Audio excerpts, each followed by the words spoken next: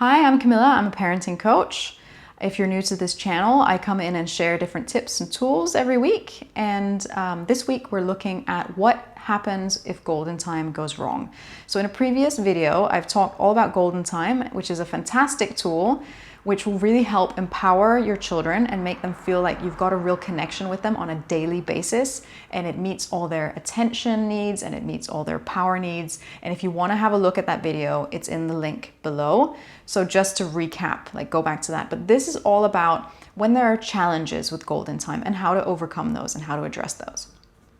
So basically, golden time is when you have 10 minutes each day with your child, where the child is deciding what you're doing, a real one-to-one time with no interruptions.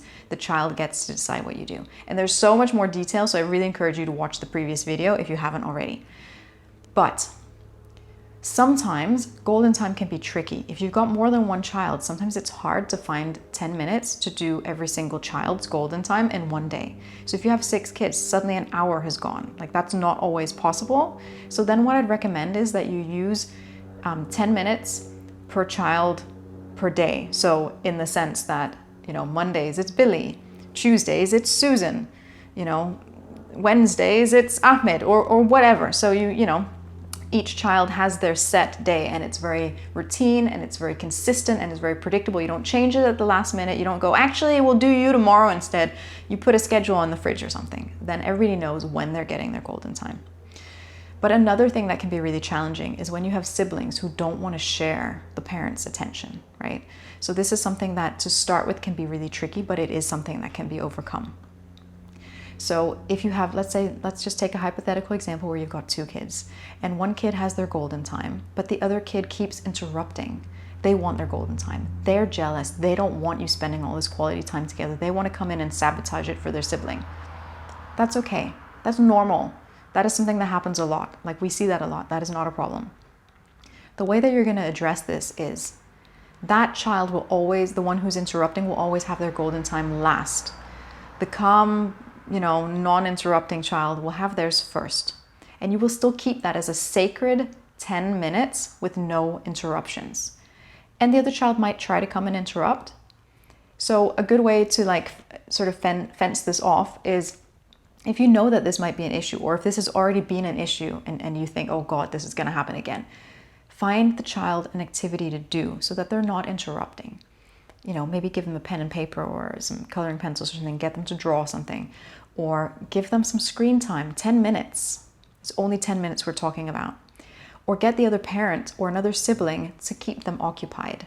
There are many different ways to do it. If you have many different kids, you could even set up a little thing where the other kids have golden time together with each other. So they have mini golden times amongst themselves, right? So little Billy is with little Bobby or whatever, while Susan is having her golden time or whatever. I'm just making up names here.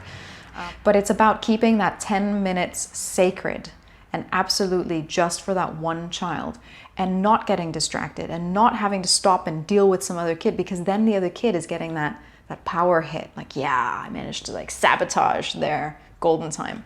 So try as much as possible to ignore it and carry on with golden time, and then put those other things we talked about in place for the following time.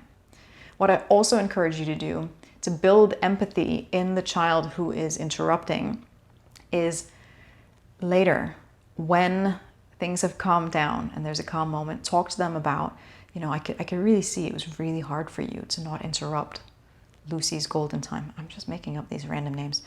I can see it was really hard for you. I could see that was really hard for you, and I totally get it, because you want your golden time too, and it's so special to me when we have our golden time together, or whatever you decide you want to call this. It could be special time, or mommy and Billy time, or whatever. So you're showing them empathy, I get it. I get it's hard for you. And then you say, but I wonder what it would be like for you if someone kept interrupting your golden time. What if you didn't get to have your golden time at all because the time kept being interrupted and we couldn't even get started with what it was you wanted to do? That doesn't feel good either, does it? So you're showing them what does it feel like? Try to get them to step into the other kid's shoes. And they may or may not be able to do this, but you're role modeling that for them, and you're showing them and you're reflecting with them, and you're showing them empathy so that they feel understood. But then you hold the boundaries and you hold them firmly, and that other kid's time is sacred and you're not going to allow anyone to interrupt it. But you're not going to get angry and start shouting either. You're going to like find a way to remain calm and hold the boundary. And you know, whether it means sticking them in front of the screen for 10 minutes or whatever the scenario is, right? Or you find a time that's better to do golden time, maybe they're not around, or I don't know.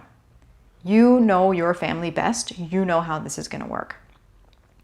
But just know that it's okay. It's okay that they interrupt. It's just a sign that they really want this one-to-one time with you, and that it's really special and important and precious, and that they really need it. You know, so this is only a good thing that you're going to carry on doing golden time. The same thing counts for if one of the kids has a meltdown when golden time is over. They're so upset. Their 10 minutes is up. The time is done. You know, it's heartbreaking, but there's something about just allowing them the freedom to express those feelings and just being there for them and just saying, yeah, it's really hard. I really enjoy our golden time too, and I'm really, really looking forward to the next one. And then when you show them that it's something that's happening consistently on a daily basis, they will learn to trust that it's coming. And again, it's just a sign that they really need it. That's not a bad thing, right? Then it's really good that you're addressing this by giving them golden time. And I really encourage you to spend loads of time with your children anyway, but it's just this sacred 10 minutes is so important, and it's such a valuable tool. So I hope that this helps.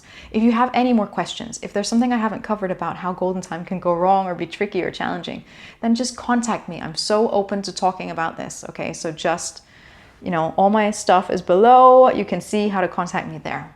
I'll see you again next week.